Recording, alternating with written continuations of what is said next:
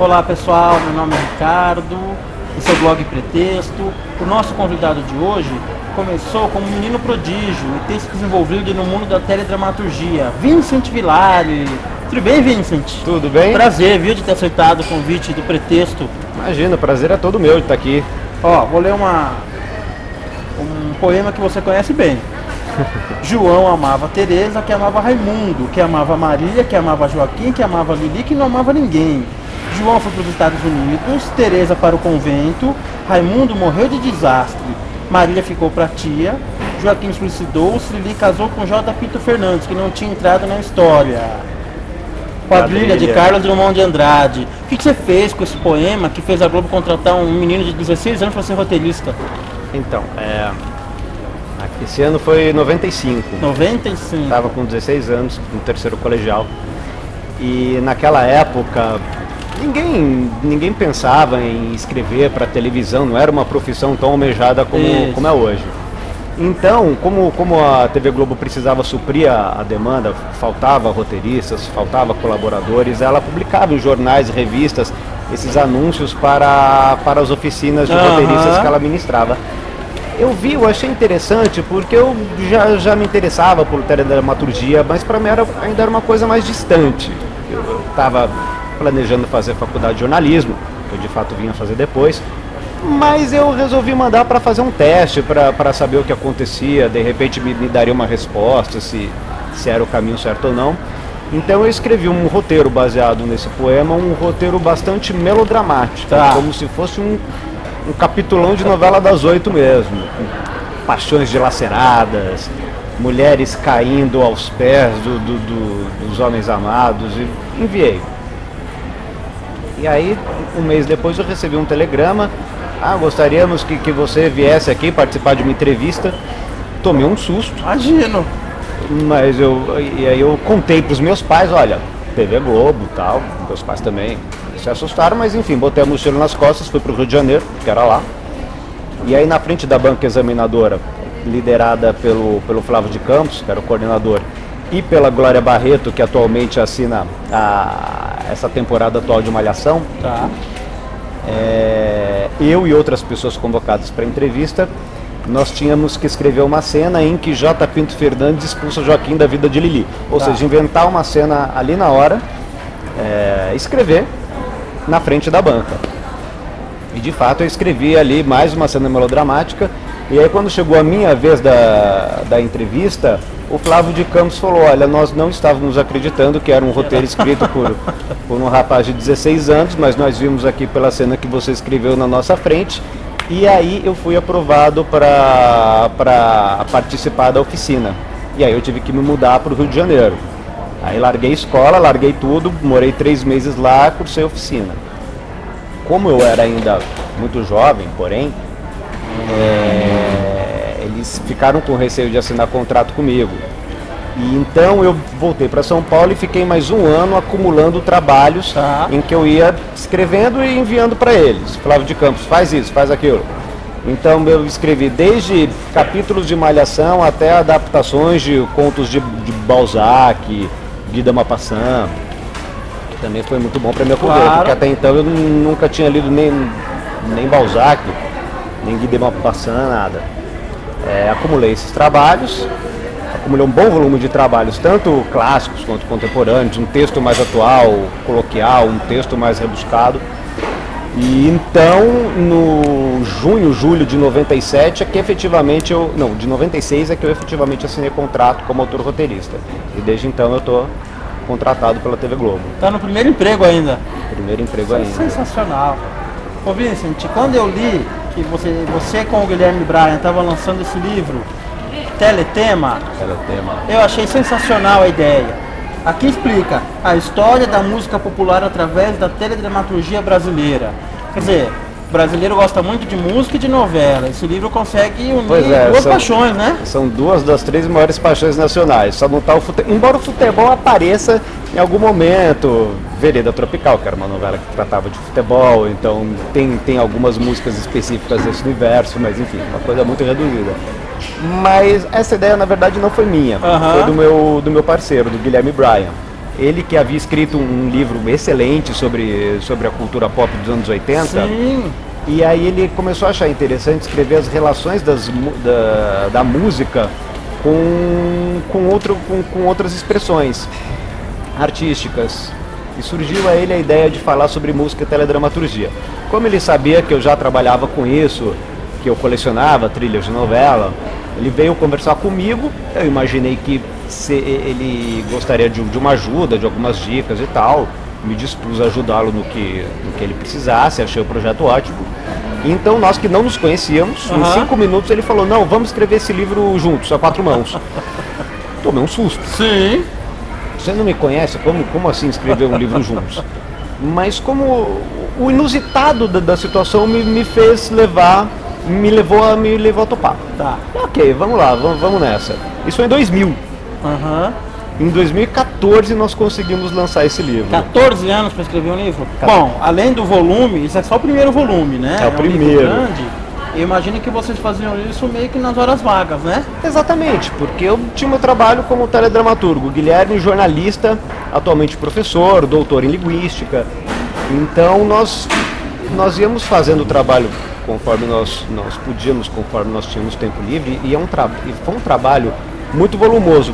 Pelo volume de informações que nós acumulamos, mais de 130 entrevistas feitas com compositores, cantores, produtores musicais, autores de novela, para dar voz a todo mundo que participou mesmo da construção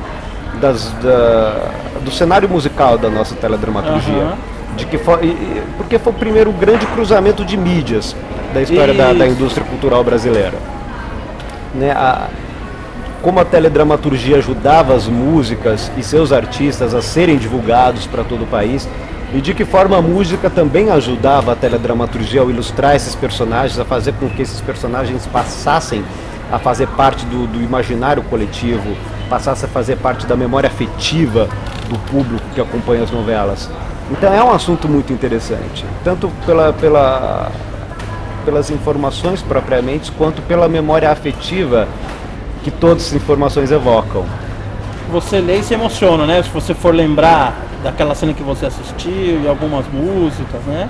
Porque isso a gente foi percebendo enquanto a gente fazia. Não é só da novela ou da música que a gente sente saudade. A gente acaba sentindo um pouco de saudade de nós mesmos. Da gente. Da vida que a gente levava, onde a gente estava quando viu aquela novela. Eu, aos 10 anos de idade, na sala de televisão, enquanto minha mãe fazia o jantar. É muito comum as pessoas sentirem saudade de si mesmas, através de uma música, através de uma novela, de um filme. É isso mesmo, né? Eu reputo até que um dos sucessos do canal Viva é exatamente esse, né? Você ali tenta se rever, né? Onde eu estava quando eu vi Dancing Days, quando eu vi o Dono do Mundo, quando eu vi Top Model. Ô Vincent, e tem alguma história de alguma trilha que você não conhecia e você falou, puxa vida, que história interessante? Ou você já conhecia a maioria? Não, as entrevistas enriqueceram muito o projeto, deram informações muito ricas pra gente. O Guto Graçamelo, por exemplo, que foi o grande produtor musical da TV Globo, que foi quem levou os sucessos que estavam tocando nas rádios para as trilhas nacionais, porque até então eram apenas trilhas feitas sob encomenda e que não tinham vocação radiofônica e, portanto, eram facilmente esquecidas. Não pegava, né? Não pegava. E ele contou que ele teve a consciência do erro disso quando ele compôs uma das trilhas, que foi no caso da novela Cavalo de Aço. E ele disse que foi o trabalho mais detestável que ele fez, de toda a sua carreira. Eram músicas erradas, músicas que não funcionavam, e o Boni achou a trilha um horror, escreveu um memorando, esculhambando a trilha. E o Guto, que na época era um garoto, tinha 20 e poucos anos, entrou na sala do Boni de dedo em riste, olha aqui, merda não, ameaçou dar porrada no Boni e tudo. E o Boni falou, tá aí, gostei de você. Você é um cara corajoso, gosto de gente assim, quero ter você por perto. E foi aí que o Guto começou a trabalhar como produtor musical, e a experiência infeliz dele em Cavalo de Aço fez com que ele decidisse partir por esse outro lado. Não, vamos ver o que as gravadoras estão lançando, o que os artistas estão lançando e o que cabe para a novela que está sendo lançada, o que combina com os personagens. Houve a primeira trilha feita dessa forma, que foi a trilha de Pecado Capital, que foi um grande sucesso, vendeu quase 200 mil cópias numa época em que as trilhas nacionais vendiam entre 10 e 20 mil. E eu estava lendo, desculpa te interromper, mas assim, a trilha de abertura, que é o Paulinho da Viola cantando, Dinheiro na Mão é Vendaval, foi composta em um dia para o outro. Foi composta sob pressão, porque a novela ia estrear na segunda-feira, porque foi uma novela feita às pressas, para cobrir o rombo do Rock Santeiro. Então, isso eu sabia, mas eu não me tinha me dado conta que a trilha sonora também tem que acompanhar a história. Então eles tiveram que fazer a trilha aí.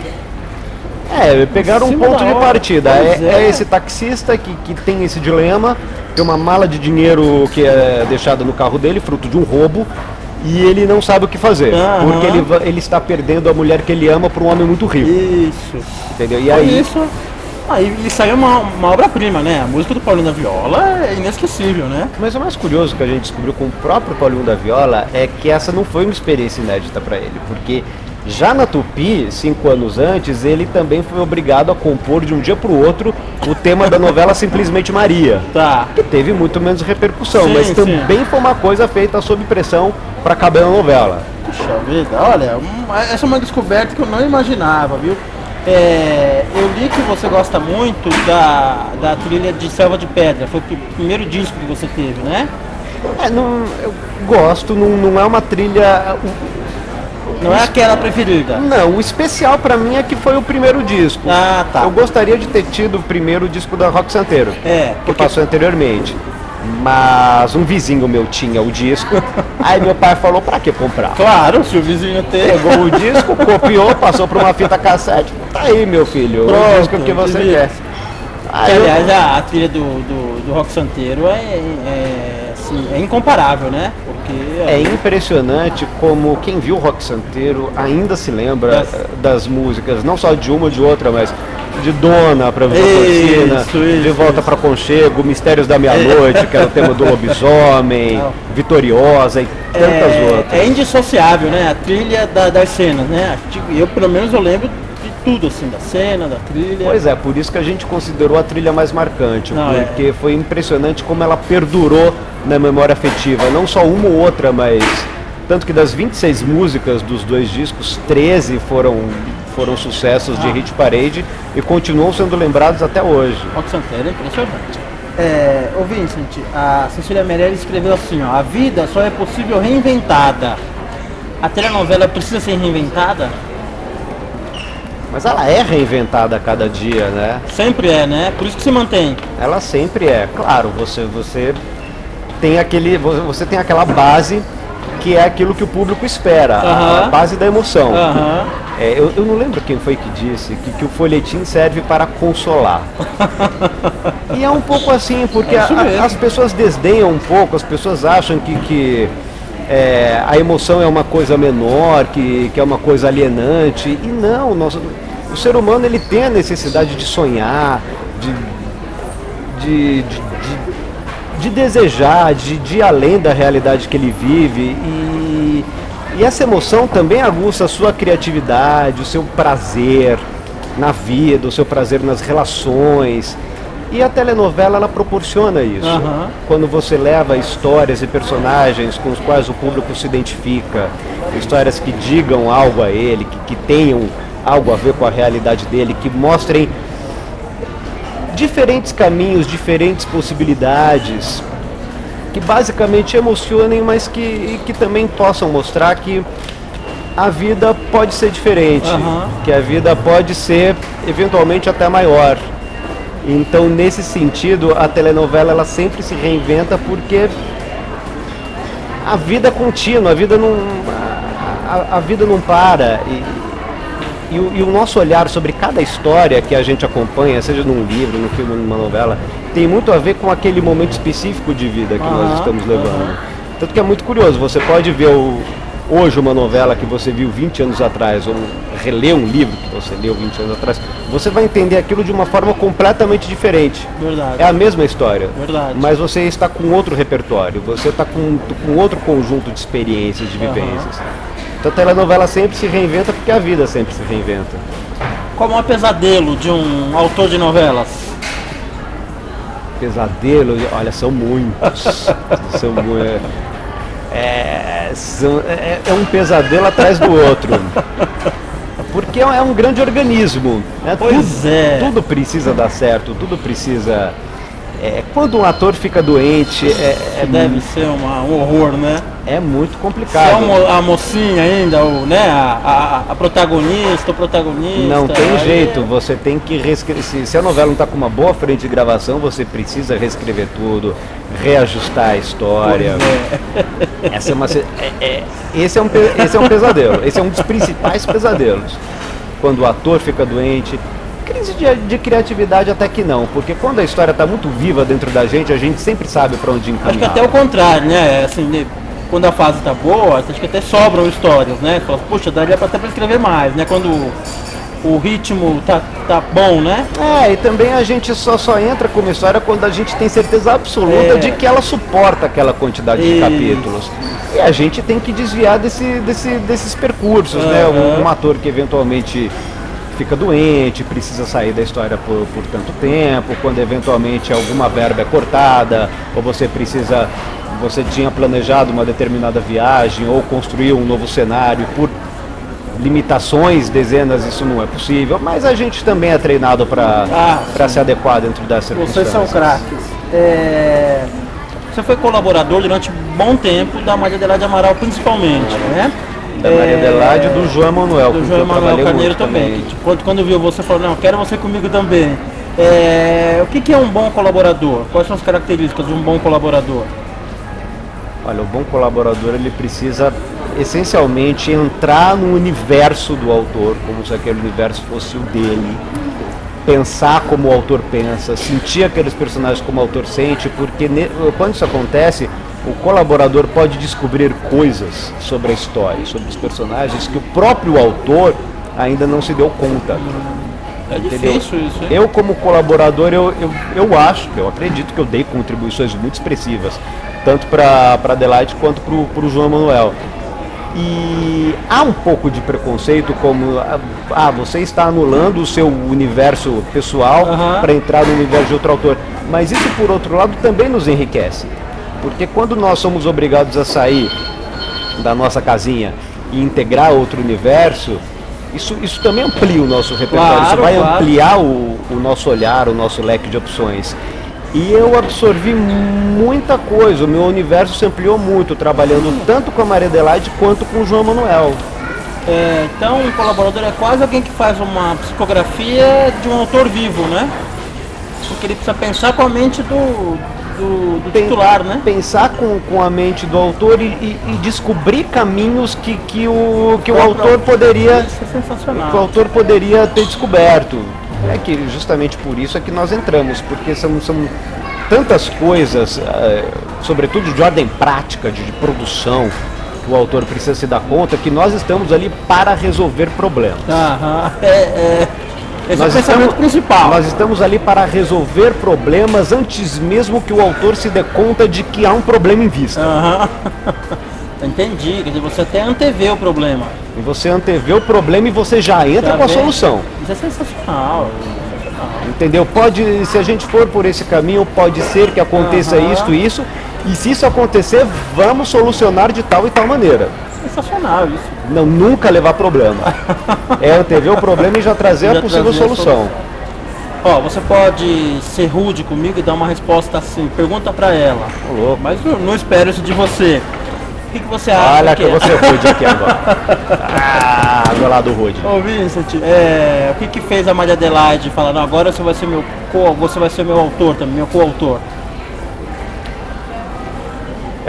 Eu tinha feito 3 novelas seguidas com o João Emanuel, Da Cor do Pecado, Cobras Lagartos, A Favorita. Enquanto isso, a Adelaide estava fazendo minisséries, até que a Globo, entre aspas, colocou ela contra a parede e falou, então, queremos uma novela sua. E a Adelaide não estava muito animada para voltar a fazer novela, porque a paixão dela realmente é minissérie. Porque ela é muito perfeccionista, e ela tem essa vocação de historiadora. Sim. E na telenovela a gente tem esse ritmo que se a gente for perfeccionista, a gente tem um infarto. Sai da primeira semana, né? Ou tem infarto no capítulo 40. Então ela me chamou para conversar. Né, vamos pensar alguma coisa, tal, né, vamos voltar a trabalhar juntos. Houve a ideia de fazer um remake de uma novela então do Cassiano Gabus Mendes. Ela queria Tititi, ela queria muito Tititi, que era uma novela da qual ela havia gostado muito. Eu tinha dúvidas, eu admito, eu achava aquela história dos dois costureiros muito frágil, mas aí a Adelaide entrou com a genialidade dela e falou, não, vamos situar essa situação agora, porque também o mundo da moda mudou completamente de 85 para 2010. O mundo da moda mudou completamente, essas duas figuras seriam absolutamente patéticas. A Adelaide falou, mas é justamente esse o ponto, nós vamos pelo lado patético da situação mesmo. E aí quando ela falou isso, tudo fez sentido, foi genial. E aí nós começamos a trabalhar juntos, nós trouxemos a sinopse de Plumas e Paetês também, porque faltava uma história romântica forte, que nós trouxemos de Plumas. Fizemos a sinopse a 4 mãos, a Adelaide viajou e falou, escreve um esboço de primeiro capítulo para a gente trabalhar em cima quando eu voltar. E eu escrevi o esboço dos 3 primeiros capítulos, de tão empolgado que eu fiquei. A Adelaide leu, a Adelaide gostou muito. Achou muito, aproveitou muita coisa, porque também nós havíamos pensado tudo juntos. E então eu comecei a participar da escaleta da novela, né? Eu comecei a escaletar, uma coisa que a Adelaide nunca havia delegado a ninguém. Escaleta é a estrutura do capítulo, que acontece na cena 1, cena 2, com a direção dos diálogos e tal. Trabalhoso que só, né? Pois é. E depois desse trabalho em Tititi, o caminho natural foi ela me convidar para assinarmos juntos Sangue Bom. Embora nós tenhamos feito um trabalho em Sangue Bom bem próximo de como foi o nosso trabalho em Tititi. Legal. Que bom que você foi gentil, viu? Não falou pergunta para ela, né? Não vi necessidade de ser rude ainda. Que bom. Todo mundo diz que ele completa ela e vice-versa, que nem feijão com arroz. Renato Russo. Quando eu conversei com a Maria Adelaide, ela falou assim, quando a gente vê no ar, assim, uma cena jovem, todo mundo acha que foi o Vincent que escreveu, e uma cena mais conservadora acha que fui eu. Pois é. Ela falou, é o contrário, né? Ela falou, geralmente é o contrário. O que vocês são complementares, vocês acham? O que você tem que ela não tem e vice-versa? Que deu certo? Bom, mas que assim, nós evidentemente somos de gerações diferentes, temos repertórios diferentes,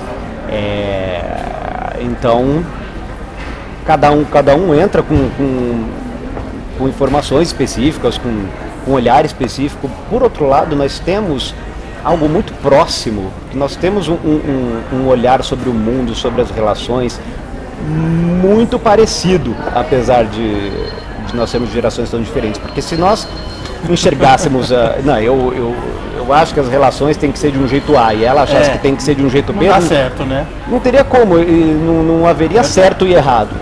Seriam visões diferentes, inconciliáveis na hora de se escrever uma novela. E nós temos esse olhar muito parecido de achar que as relações devem ser de tal forma, de achar que isto é o certo, de que isto é o errado. Claro que eventualmente nós discordamos, mas até essas discordâncias são enriquecedoras para a própria novela.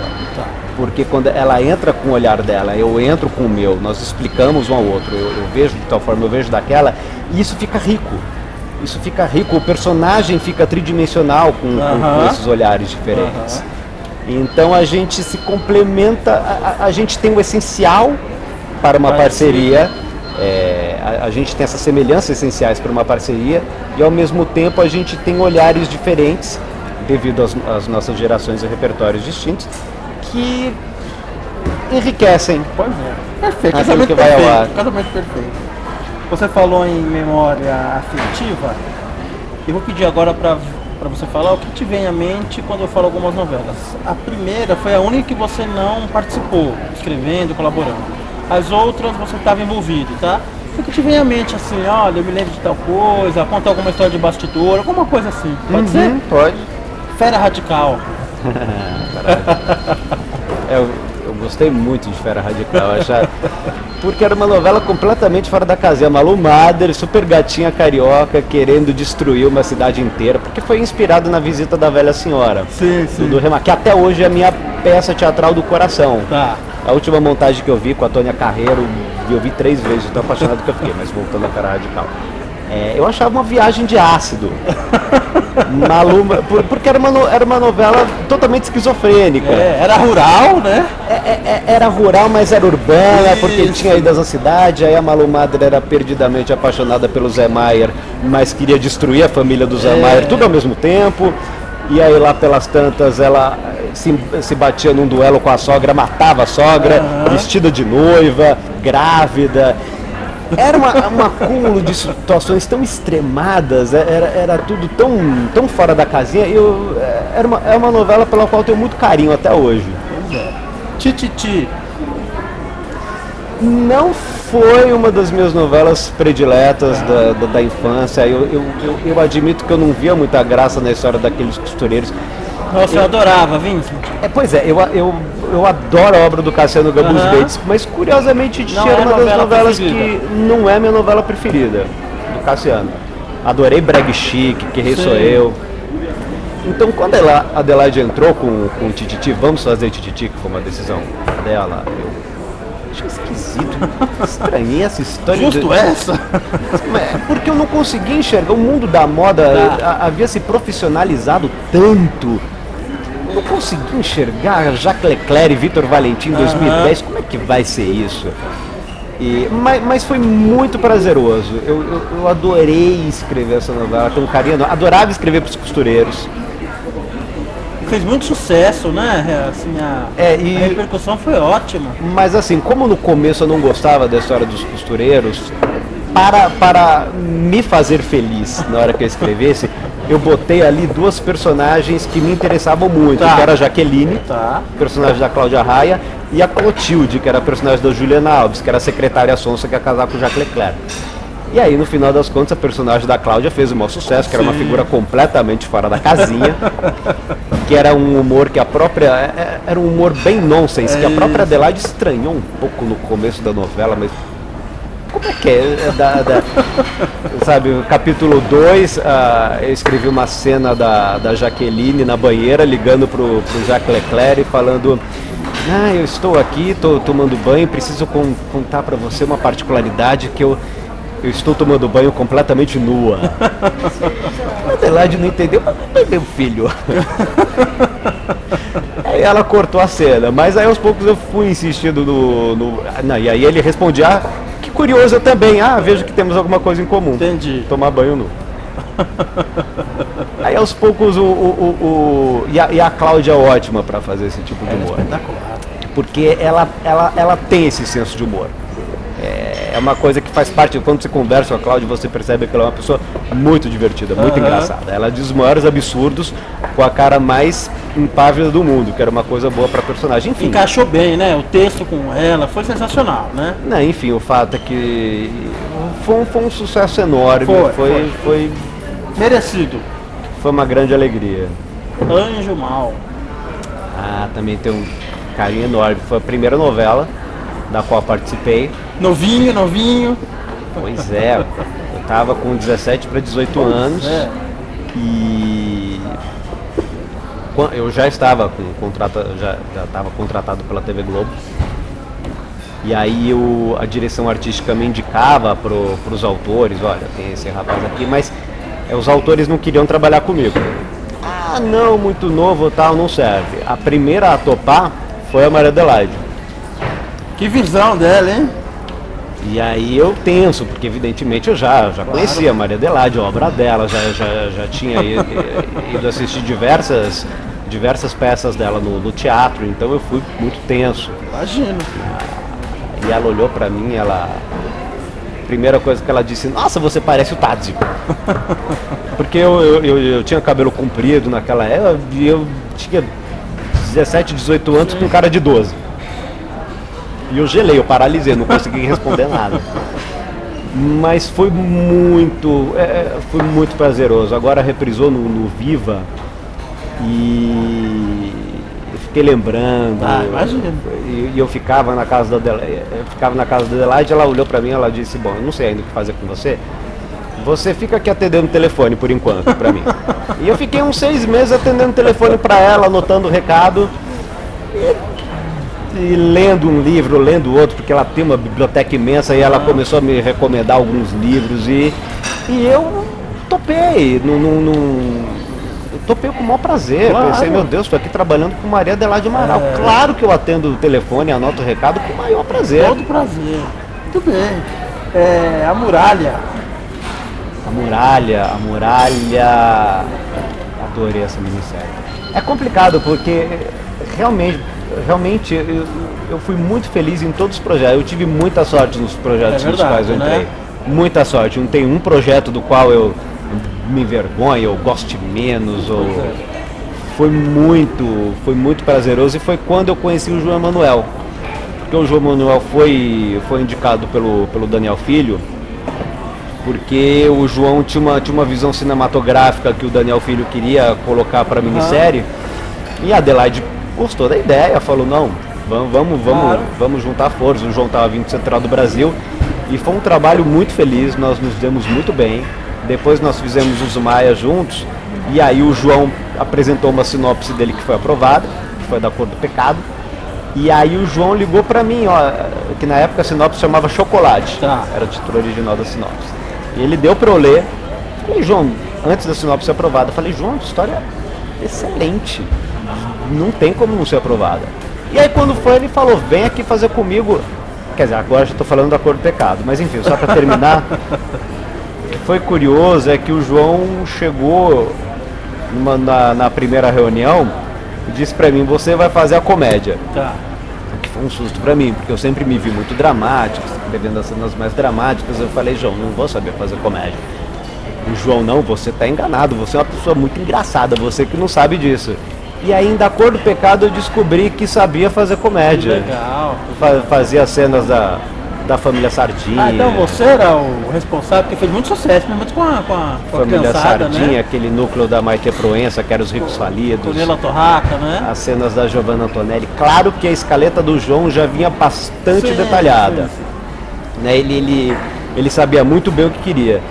E o que foi muito bom para mim, porque eu me inspirei muito nas escaletas detalhadíssimas dele e da Maria Adelaide para escrever as minhas escaletas depois do momento em que fosse a hora, que foi em Tititi e em Sangue Bom. Você fez aí o mestrado e o doutorado aí com 2 gênios, né? Não, olha, aprendi com gênios. Impressionante. Nesse sentido, eu tive muita sorte. Foi. E mais do que gênios, foram pessoas sempre muito generosas no ato de compartilhar o que sabiam, de incentivar o crescimento de quem estava ao lado deles. Favorita? Falando nisso? Favorita. A última novela que eu fiz com o João, foi nosso último encontro. Eu fazia muito as cenas da Flora. Então eu terminei a novela assim, né? Puxa, mas imagina, pensando uma maldade por dia, uma não, várias, né? A maldade o João dava, mas eu tinha que dar um desenho mais preciso para aquela maldade, que é a nossa função de colaborador, né? Até para ver se o João aprovava os contornos que a gente daria para a maldade inventada por ele. Foi muito marcante aquela cena da morte do Mauro Mendonça, que a Patrícia Pilar matava ele de susto. Como assim matar esse homem de susto, né? Então a gente conseguiu conceber uma cena terrível no ar. Acho que o João, eu também em menor parte, mas principalmente o João, nós somos capazes, né, de chegar a esse ponto, mas foi um trabalho. Ponto chegamos. A que ponto chegamos? Foi também incrível. E Sangue Bom? Sangue Bom, primeira novela que eu assinei. Uhul! Também, carinho enorme. Carinho enorme. foi muito bom de fazer. Ah, imagino, né? Foi muito bom, foi muito recompensador. Curioso que Sangue Bom, nós pegamos o auge da internet, da opinião, dos comentários. E houve muitas coisas curiosas, do tipo, o público já havia adivinhado desde o princípio que o Fabinho ia ficar com a Giane, que eram os personagens do Carrão e da Isabelle Drummond. Que de fato era uma coisa que estava na sinopse. A sinopse apontava que os dois iriam ficar juntos, mas isso na segunda metade da novela. Então esse feedback contínuo que as pessoas davam na internet era muito interessante. Foi a primeira vez que eu participei disso um pouco mais de perto. Não tão de perto também, porque não havia nem tempo. Não dá, Não dá, eram nossos colaboradores que ficavam atentos ao que estava acontecendo na internet e avisavam a gente, olha, estão gostando muito desse personagem, estão torcendo para que isso, aquilo aconteça, mas eu não ficava ali direto. Aliás, eu nem tenho rede social, não tenho rede social nenhuma, porque eu até admiro muito os autores que conseguem estar nas redes sociais, conversar com os telespectadores e ainda assim produzir um capítulo por dia. Uma novela, né? Essa é uma limitação minha, não dá, né? Eu não consigo, mas admiro muito quem consegue. Vincent, a próxima pergunta você vai escolher. Vou dar 3 títulos, você escolhe uma, tá? Pergunta impossível, pergunta adulta e pergunta para poucos. Impossível, pergunta adulta. Pergunta para poucos. Escolhe uma que eu faço a pergunta. Nossa, agora eu fiquei com medo. Não tenha medo. A impossível eu não quero. Não quer. A pergunta para poucos. Pergunta para poucos. O que pouca gente sabe sobre o Vincent Villario? Pouca gente sabe. Uma informação para poucos, pouca gente conhece sobre você. Que o meu ídolo da infância era o Maurício de Souza. Ah, interessante. Acho que pouca gente sabe disso. Pouca gente sabe. Nunca li isso. Quando eu era criança, bom, o fato é que eu sempre gostei de inventar história. Quando eu era criança, eu fazia histórias de quadrinhos. Inventava histórias de quadrinhos. E a minha mãe me pegou pelo braço e me levou para o estúdio do Maurício de Souza em janeiro de 84, quando eu tinha 5 anos e meio. E o Maurício me recebeu, foi super solícito, passou ali algumas horas comigo, me deu um monte de revistinha e tal. Foi uma tarde incrível. Nossa, imagino, hein? Né, e me abriu as portas para um dia, se eu quisesse voltar lá com mais trabalhos, quando tivesse mais crescido.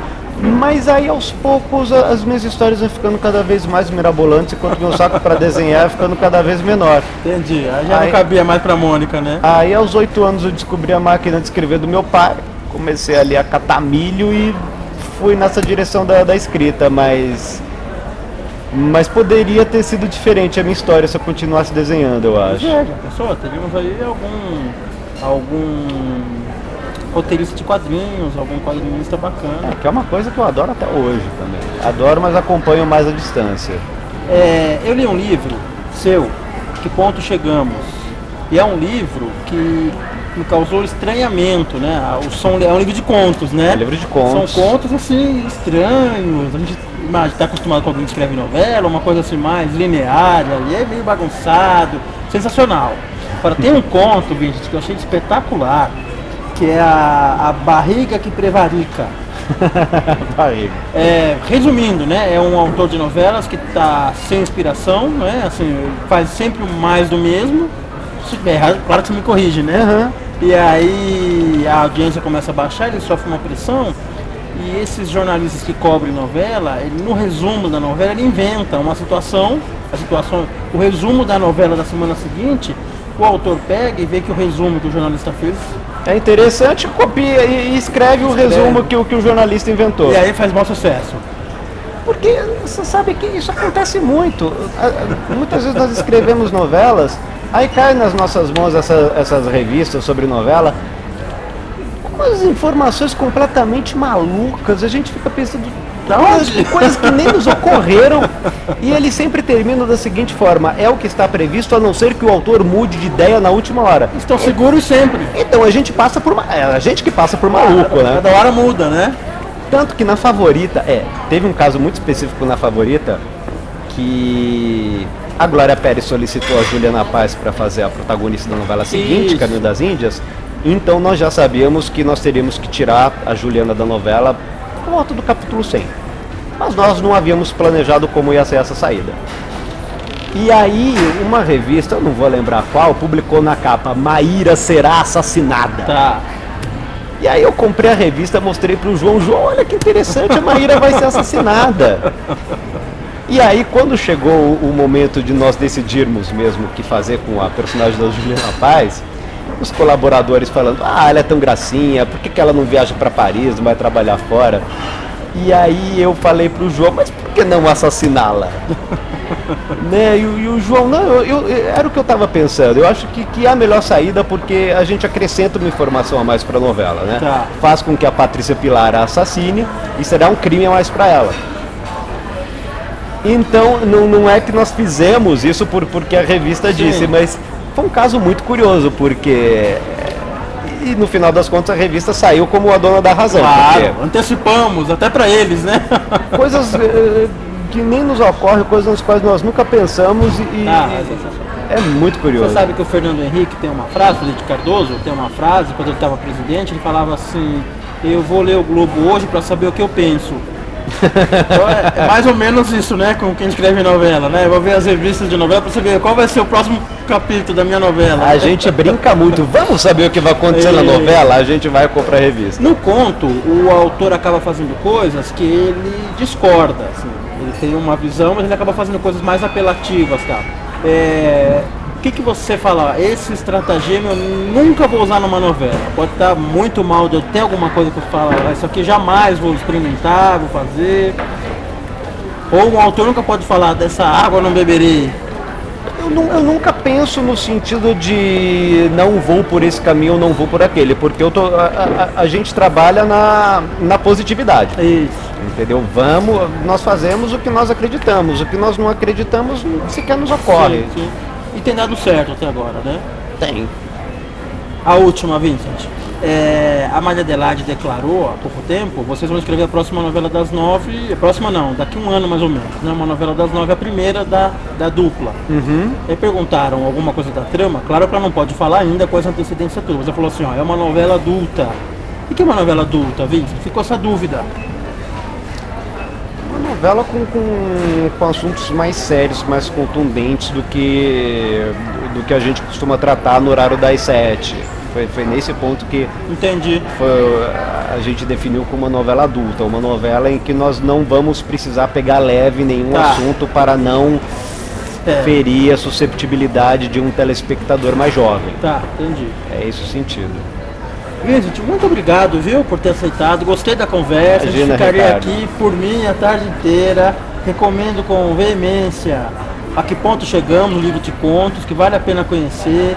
Esse que é o livro mais recente, Teletema, escrito junto com o Guilherme Bryan. Muito obrigado, viu? Você é um Imagina, talento. eu que agradeço, adorei. Imagina. Conversando aqui com o ex-telefonista e atual roteirista da Globo, Vincent Villari. A gente volta em mais um bate-papo com pretexto. Até mais.